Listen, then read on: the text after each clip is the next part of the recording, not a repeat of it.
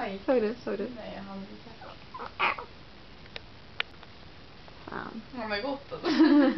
Jag menar, man kan spela in ett litet tag till ändå. Hej Selvi. Hej Lisa.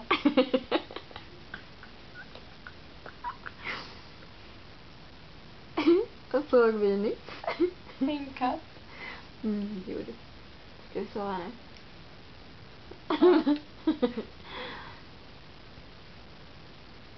Men ledsen ut. Vad ska vi göra imorgon då? Imorgon ska vi först sova ut med min moster. Och sen ska vi äta en god frukost med ägg och kanske en liten korv till Lisa med min moster. Och sen ska vi gå till Muswell Hill med min moster. Och då ska vi äta lunch med min moster.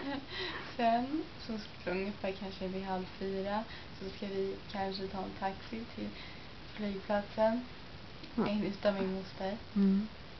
Och sen ska vi ta tåget till Stansted utan min moster. Och sen ska vi flyga utan min moster. Men vi ska äta jättemycket för att vi kommer få så mycket massor. Vi kommer få 2 puddingpaket, chokladpudding, dock light. Det är bara 85 kalorier varje. 2 morotskakor. Frukt. Ja, massa bananer och sånt. En sallad som ligger i en burk. Säkert pesto-sallad.